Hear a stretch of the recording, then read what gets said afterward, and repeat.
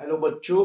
हम लोग देख रहे थे chemical coordination and integration. I hope आप लोग अच्छे होंगे और आई होप कि आप लोग को ये चैप्टर समझ में आ रहा होगा। केमिकल कोऑर्डिनेशन एंड इंटीग्रेशन इसका बेसिक लेक्चर हम लोगों ने देखा और उसमें देखा कि केमिकल कोऑर्डिनेशन एंड इंटीग्रेशन का मतलब क्या होता है कि हमारे ऑर्गन्स जो होते हैं वो एक दूसरे से कोऑर्डिनेट होके एक मैनर में काम करते हैं और इंटीग्रेट होके काम करते हैं। उसके बाद हमने उसमें देखा कि हार्मोन क्या होते हैं। हार्मोन की दो डेफिनेशन होती है, एक क्लासिकल डेफिनेशन हम लोगों ने देखी, एक हम लोगों ने मॉडर्न डेफिनेशन देखी। ये सारा कुछ हम लोग रिवाइज कर लिया हम लोगों ने और उसके बाद हम लोगों ने बहुत सारी ग्लैंड्स के बारे में देखा। कौन कौन सी ग्लैंड होती हैं। हाइपोथैलेमस, हमारे ब्रेन में हाइपोथैलेमस ग्लैंड हम लोगों ने देखी, इंडोक्राइन ग्लैंड के बारे में। ठीक है। और हम लोगों ने देखा पिट्यूटरी ग्लैंड के बारे में, पीनियल ग्लैंड के बारे में। ये ब्रेन में ग्लैंड होती है। यदि हम सेकंड उसकी बात करें तो हमारे नेक रीजन में दो ग्लैंड होती है जिनको हम थायराइड और पैराथायराइड ग्लैंड कहते हैं। आगे साइड थायराइड होती है, पीछे साइड पैराथायराइड ग्लैंड होती है, पोस्टीरियर। ठीक है। उसके बाद हम लोगों ने थोरैसिक कैविटी या रीजन की हम बात करें तो वहां पे जो ग्लैंड होती है थाइमस, वो देखी हम लोगों ने। देन उसके बाद यदि हम एब्डोमिनल में जाएं तो एब्डोमिनल में हमारे पास पाई जाती है पेनक्रियाज एंड एड्रिनल। तो हम एड्रिनल के बारे में बात कर रहे हैं। एड्रिनल मतलब जो किडनी के ऊपर पाई जाती है ग्लैंड। तो एड्रिनल का एक पार्ट जो है मेडुला, जो इनसाइड यहाँ पे एड्रिनल ग्लैंड की हम बात करें तो इसका स्ट्रक्चर कुछ इस तरीके से होता है। इसके दो पार्ट होते हैं यहाँ पे। एक होता है आउटसाइड और एक होता है इनसाइड, मतलब सेंट्रली लोकेटेड पार्ट को हम कहते हैं एड्रिनल मेडुला। एड्रिनल मेडुला कहते हैं। और जो आउटसाइड होता है उसको हम कहते हैं एड्रिनल कॉर्टेक्स। ठीक है। ये दो पार्ट यहाँ पे होते हैं। तो एड्रिनल मेडुला के बारे में हम लोगों ने पढ़ लिया था। एड्रिनल मेडुला के बारे में हम लोगों ने क्या पढ़ा कि एड्रिनल मेडुला से जो हार्मोन्स निकलते हैं उनको कहते हैं कैटेकोलामाइंस। कैटेकोलामाइंस, इनको कैटेकोलामाइंस कहा जाता है। और एड्रिनल कॉर्टेक्स से जो हार्मोन्स निकलते हैं उनको हम कॉर्टिकॉइड्स कहते हैं। क्या कहते हैं? कॉर्टिकॉइड कहते हैं। कॉर्टेक्स से टर्म आया कॉर्टिकॉइड्स। तो ये बातें हम लोगों ने कर ली। ये क्या है? That is emergency hormones. That is emergency hormones. ये एक इमरजेंसी हार्मोन्स होता है जो इमरजेंसी कंडीशन में निकलता है, जब आप स्ट्रेस कंडीशन में होते हैं, जब आप डर की कंडीशन में होते हैं, जब आपको डर लग जाता है तब। आप लॉयन को देख लें तो ये हार्मोन्स निकलेगा मेडुला से। एड्रिनल मेडुला से हमारे कुछ हार्मोन्स निकलते हैं, जैसे हम लोगों ने पढ़ा था एड्रेनलिन एंड नॉर एड्रेनलिन। ये हम लोगों ने प्रीवियस क्लास में पढ़ा है। जब देखना चाहते हैं तो आप देख सकते हैं। ठीक है। मेटाबॉलिज्म की बात, सॉरी, यहाँ पे हम बात करें एड्रिनल कॉर्टेक्स की बात हम आज करेंगे। एड्रिनल मेडुला हम लोगों ने पढ़ लिया है। एड्रिनल मेडुला से जो हार्मोन्स, सॉरी, एड्रिनल कॉर्टेक्स से जो हार्मोन्स निकलता है उसको हम कहते हैं कॉर्टिकॉइड्स। एक साथ मिलाकर उसको कॉर्टिकॉइड कहा जाता है। अब इसकी तीन लेयर होती हैं। एक को हम, पहली वाली जो आउटर लेयर होती है, जो आउटसाइड जो लेयर होती है उसको हम कहते हैं जोना ग्लोमेरुलोसा। जो मिडिल लेयर होती है उसको हम कहते हैं जोना फैसिकुलेटा। और जो इनर लेयर होती है, जो इनर साइड लेयर होती है, ये इस तरीके से आउटर साइड, मिड साइड और इनर साइड। तो यहाँ पे तीन लेयर हो जाती है, मतलब एड्रिनल कॉर्टेक्स जो है वो तीन लेयर में डिवाइड हो जाता है। एड्रिनल कॉर्टेक्स जो होता है वो तीन लेयर में डिवाइड हो जाता है, ग्लोमेरुलोसा में, फैसिकुलेटा में और रेटिकुलरिस में। तो इसको आप एक कोड से याद कर सकते हैं, इधर लिख दे रहा हूं, एक कोड से आप याद कर सकते हैं। इस कोड को आप जानते हैं GFR। GFR आप लोग जानते हैं, ग्लोमेरुलर फिल्ट्रेट रेट होता है, जो आप किडनी चैप्टर या एक्सक्रीटरी सिस्टम में पढ़ चुके हैं।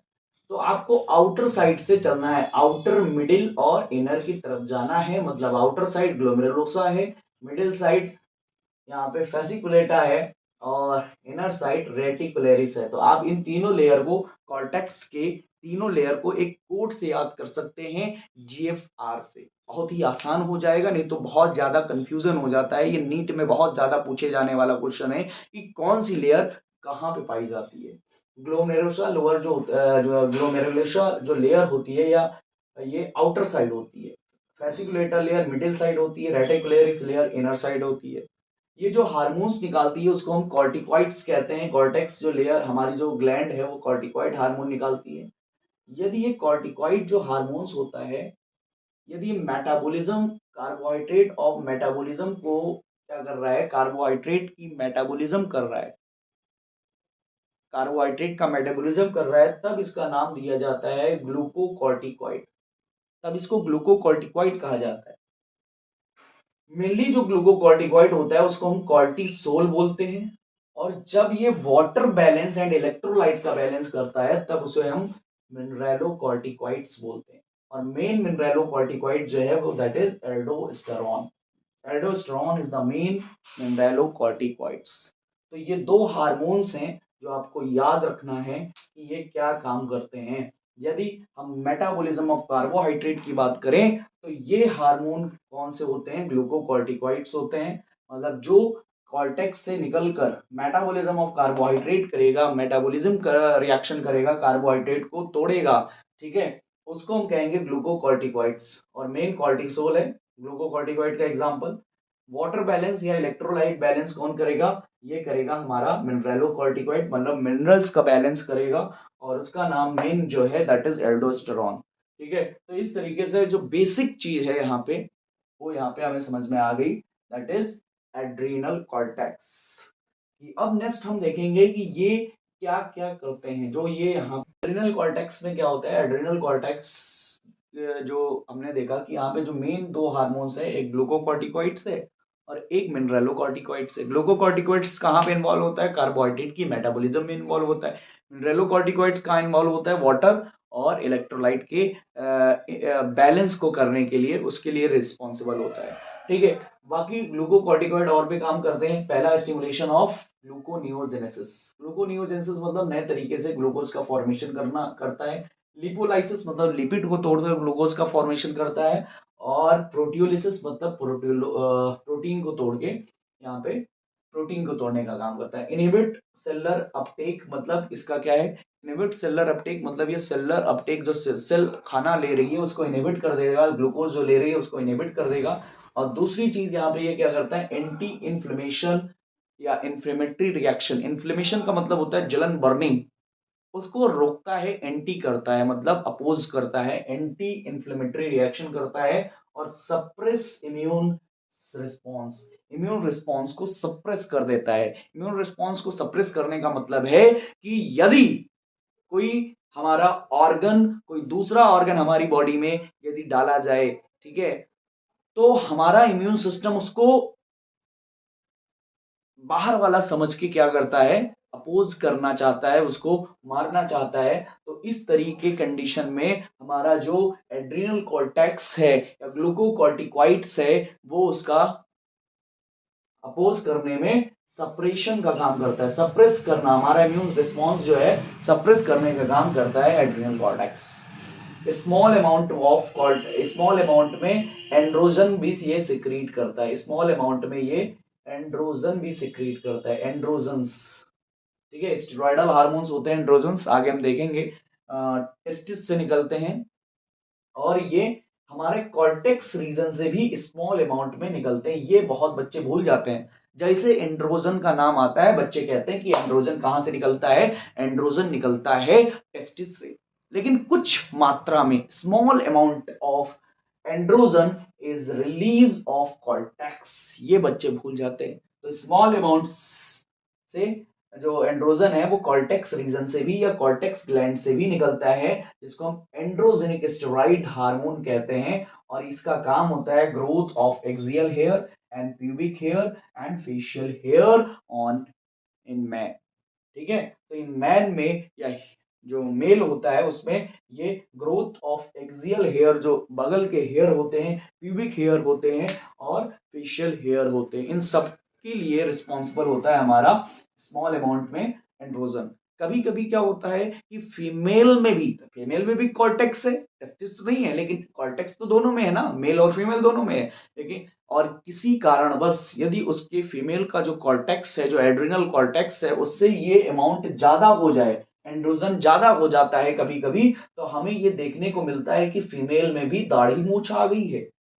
फीमेल में भी दाढ़ी मूछ आ गई है, इसका मतलब है कि वहां पे ये जो कॉर्टेक्स से एंड्रोजन निकल रहा है वो ज्यादा अमाउंट में निकल रहा है। तो ये कुछ चीजें हैं जो हमें यहाँ पे इसके कैरेक्टर्स, इसके हार्मोन के चीजें, हार्मोन्स के बारे में यहाँ पे हमने देखा कि कौन सा हार्मोन्स कहाँ पे रिस्पॉन्सिबल होता है।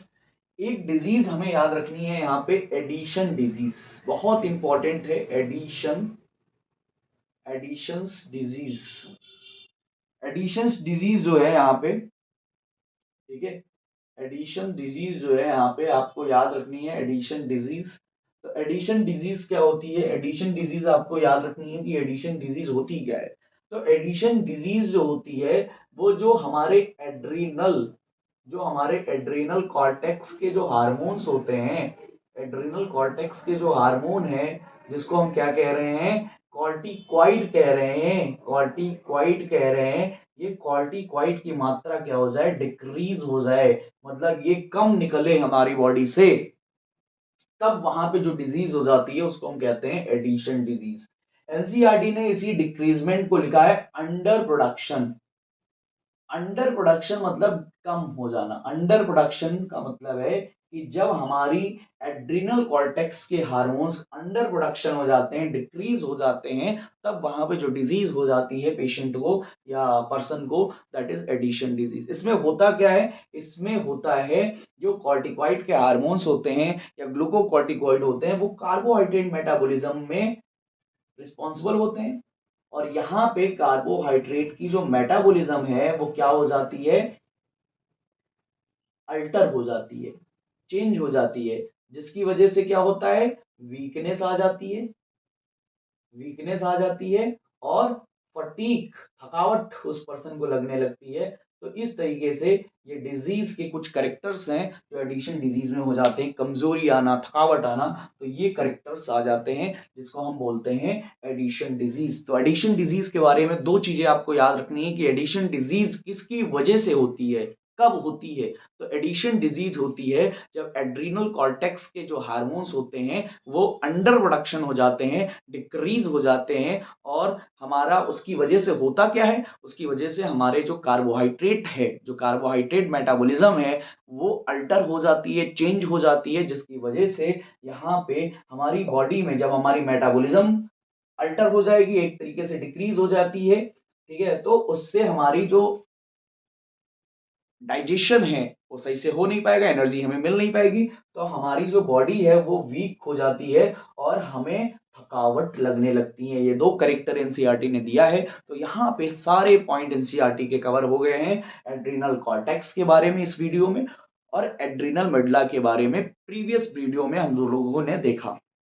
अब ये चैप्टर जो है, इसमें 2-3 लेक्चर और बचे हैं और ये चैप्टर जो है खत्म हो जाएगा। तो यदि आपको पूरा चैप्टर कवर करना है तो एक प्ले लिस्ट है, chemical coordination and integration, description box में, डिस्क्रिप्शन में हम डाल देंगे, और ये सारे पॉइंट आपको कवर हो जाएंगे, ठीक है, इस वाले वीडियो से। बाकी जो प्रीवियस वीडियो है वो आप प्ले लिस्ट से देख सकते हैं, केमिकल कोऑर्डिनेशन एंड इंटीग्रेशन, और आगे चैप्टर आते रहेंगे और आप रिवाइज करते रहिए, आपका एग्जाम भी आने वाला है, ठीक है। तो थैंक यू।